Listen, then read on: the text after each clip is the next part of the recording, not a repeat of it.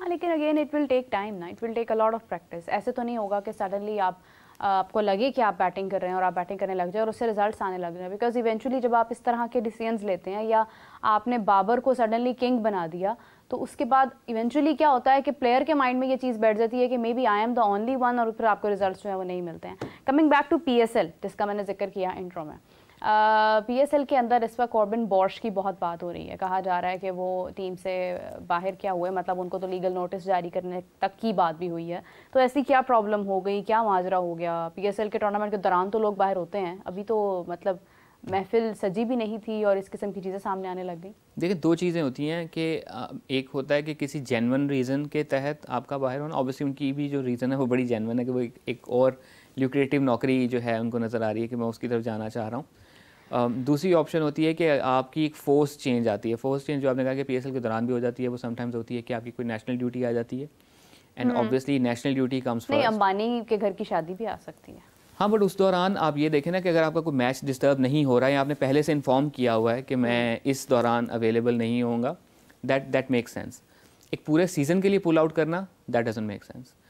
वो एक फैक्टर है। दूसरी चीज़ ये है कि दूसरी चीज़ हो जाती है अगर आपकी कोई इंजरी आ जाती है, और इंजरी के केस में IPL के भी जो 2 साल पहले रूल्स चेंज हुए थे उसमें भी एक्सेप्शन है कि अगर इंजरी की वजह से पुल आउट करते हैं, इट्स फाइन, उस पर आपको बैन नहीं किया जाता। हम ये भी देखते हैं कि हैरी ब्रूक का एपिसोड हमने रिसेंटली देखा है, 15 तारीख को वो भी हुआ है कि उनको भी बैन कर दिया, 2 साल के लिए बैन कर दिया गया। वजह यही है कि लास्ट जब अपनी ग्रैंड मदर की डेथ की वजह से उन्होंने पुल आउट किया था। इस दफ़ा उन्होंने पुल आउट किया because he wants to focus on international cricket. उसमें शायद जो चीज़ उनको नज़र आ रही है कि इस वक्त मे बी बटलर को वो रिप्लेस कर सकते हैं as a white ball captain, तो वो चीज़ उनको नज़र आ रही है, तो उस चीज़ के चलते उनको बैन कर दिया गया है। तो वही चीज़ यहाँ पर हुई है कि एक खिलाड़ी को पिक किया गया। यहाँ मैं ये बता दूं कि जो IPL की स्टेटमेंट थी वो ये थी कि प्लेयर्स को इस रूल के बारे में बताया गया था जब 2 साल पहले ये रूल इम्प्लीमेंट किया गया था कि अगर आप इस तरह से पुल आउट करते हैं तो आपको बैन का सामना किया जाता है। और ये रूल तो मुझे पता है बहुत टाइम से कि ये इन्होंने तो इस चीज़ को जानते हुए अगर उन्होंने ये चीज़ किया तो he was very much aware of it, तो गुड फॉर हिम। बट अगर हम इस तरफ आते हैं तो कॉर्बिन बॉश, अगर हमने PSL ड्राफ्ट को फॉलो किया हो तो बहुत लेट जाके पिक हुए थे, and he was a surprise pick. नहीं सोचा जा रहा था कि शायद ये पिक हो सकेंगे बिकॉज इनकी रजिस्ट्रेशन भी शायद पहले हो चुकी हुई थी, लेकिन वो इतने इस तरह से सेलिब्रेट नहीं हुई थी अंटिल अनलेस उन्होंने वो टेस्ट मैच में वो क्रेजी परफॉर्मेंस दी थी अगेंस्ट पाकिस्तान। उसके बाद इनकी अगले दिन पोस्ट भी लगाई थी PSL ने अपने सोशल मीडिया के ऊपर कि कॉर्बिन बॉश ने भी अपने आप को रजिस्टर कर दिया है। सो उस वक्त इनका रजिस्टर करना इंडिकेट कर रहा था कि वो सिर्फ सीरियस हैं। इन द मीन वाइल उनको पिक किया पेशावर ज़ल्मी ने अपनी टीम में, एंड पेशावर ज़ल्मी ने ऑब्वियसली अपने प्लान्स के तहत उनको कहीं ना कहीं एडजस्ट किया होगा। नाउ जब टूर्नामेंट शुरू होने से 25 दिन रह गए हैं और इनका ही सुनने में आया कि इनको चूँकि मुंबई इंडियंस ने अप्रोच किया है to play for them in upcoming IPL, जो कि ऑब्वियसली दुनिया की सबसे लुक्रेटिव क्रिकेट लीग है, तो he decided to pull out from PSL from Peshawar Zalmi. उसमें 2 चीज़ें आ जाती हैं, ये पहले भी IPL में का हिस्सा रहे हैं बट खेले नहीं थे। He was on the reserves for Rajasthan Royals. और ये चूँकि अब IPL का मॉडल ये है कि वो दुनिया के डिफरेंट लीग्स के अंदर भी इन्वेस्ट कर रहे हैं उनकी टीम्स। हम देखते हैं कि मुंबई इंडियंस की टीम जो है वो मोस्ट प्रॉब्ली ILT20 में भी है, SA20 में भी है, तो SA20 के अंदर ये मुंबई इंडियंस के लिए खेल चुके हैं for Cape Town.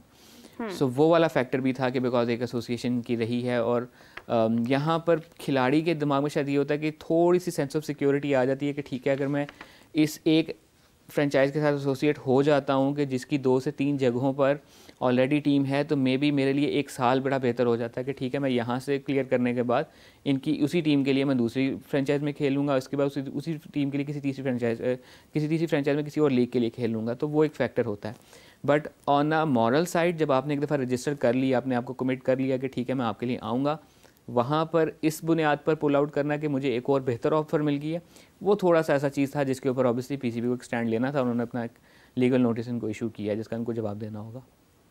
Right, thank you for the explanation by the way. लेकिन ये है कि जहाँ पर प्लेयर्स का आगे पीछे होना चलता रहता है, वहाँ पर एक और बहुत इंपॉर्टेंट चीज़ है कि हमने स्टेडियम तैयार किया लाहौर का और हमने उस पर अच्छा खासा पैसा लगाया।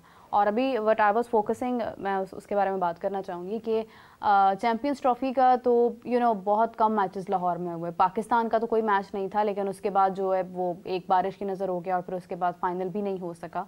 सो PSL वाज समथिंग कि जिसके लिए लोग, लाहौर के लोग वेट कर रहे थे कि फाइनली वो अपने खिलाड़ियों को या जिनको वो आइडियलाइज करते हैं वो उनको सामने देखेंगे।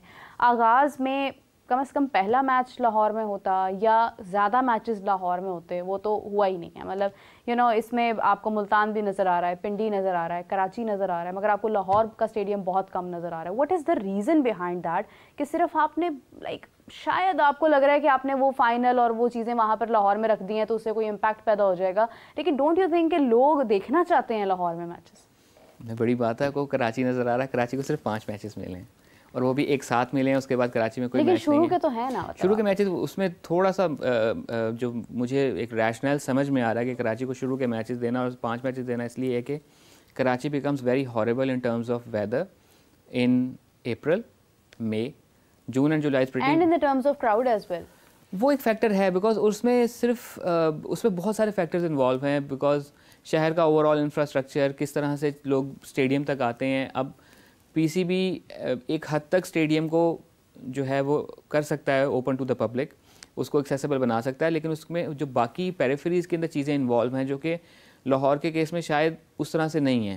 Stadium is pretty much accessible, सड़कें अच्छी हैं, एक सड़क ब्लॉक होती है तो आपका दूसरी ऑप्शन मौजूद होती है।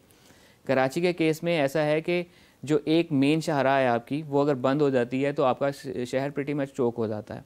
कई दफ़ा ऐसे हुआ है कि टॉस के टाइम पे हमें स्टेडियम खाली नज़र आता है, लेकिन सेकंड इनिंग्स शुरू जब होती है उस वक्त क्राउड बन चुका होता है, बिकॉज पहले जो लोग बाहर लाइनों में खड़े थे उनको एक्सेस मिल जाती है कि वो स्टेडियम के अंदर आ जाएं।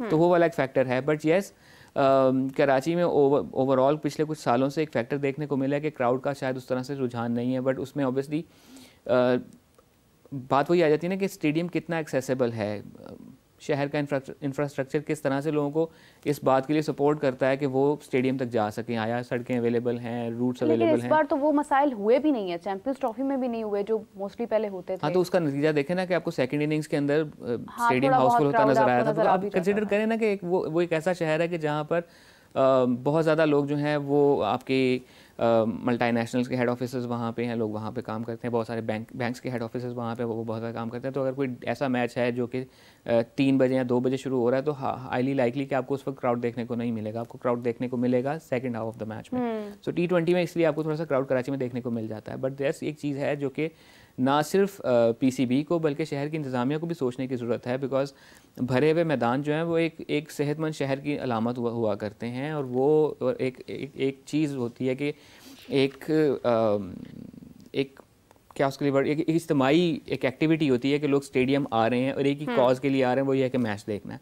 सो वो एक हेल्दी साइन हुआ करता है। तो इसको कंसिडर करने की बहुत ज़रूरत है कि इसको किस तरह से दोबारा से रिकिंडल किया जाए। यही वो नेशनल स्टेडियम है जिसके लिए सौरव गांगुली ने कहा था कि this is the loudest venue I have ever been to, because वहाँ पे जब वो सीट के ऊपर बोतल बजा करती थी तो आवाज़ नहीं सुनाई देती थी ग्राउंड में फील्डर्स को, दूसरे फील्डर्स की। सो वो चीज़ दोबारा से किस तरह से लाई जा सकती है, इसको इस पर सोचने की ज़रूरत है। दूसरी रही बात लाहौर की, सो लाहौर को ऑब्वियसली 5 मैचेस तो मिलेंगे लाहौर कलंदर्स के, जो उनके होम मैचेस हैं।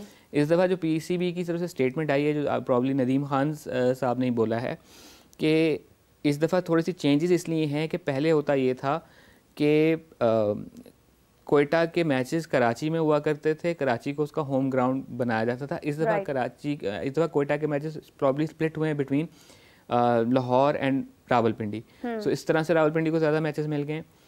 मतलब शुरू के सारे जितने भी मैचेस हैं इसमें आप देखिए कम से कम 12 मैचेस में लाहौर के अंदर कोई मैच नहीं है। फिर उसके बाद मिड में आ जाता है, लाइक अप्रैल का मंथ आप मिड में चले जाएं तो फिर उसके बाद आपको लाइक 23 अप्रैल भी मुल्तान में, फिर 24 से जाकर आपको लाहौर में मैचेस नज़र आते हैं। अब लाहौर में मैचेस कौन कौन से हैं उस पर भी नज़र थोड़ी सी डाल लेते हैं। लाहौर कलंदर्स का जो मैच है 24 को, वो है लाहौर में।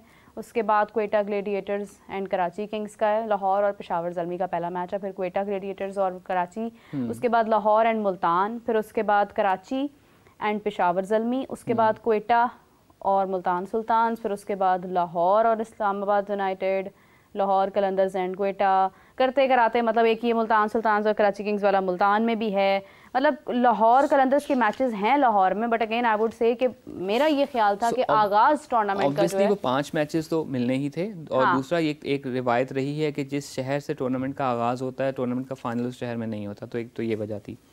दूसरी चीज़ ये है कि PSL के केस में हमें ये भी देखना है कि हमारे पास ब्रॉडकास्टिंग किट्स कितनी अवेलेबल हैं। सो नॉर्मली जो प्रैक्टिस रही है हिस्टोरिकली वो ये रही कि 2 ब्रॉडकास्टिंग किट्स अवेलेबल होती हैं। सो एक वक्त में आप 2 शहरों में मैचेस कर सकते हैं।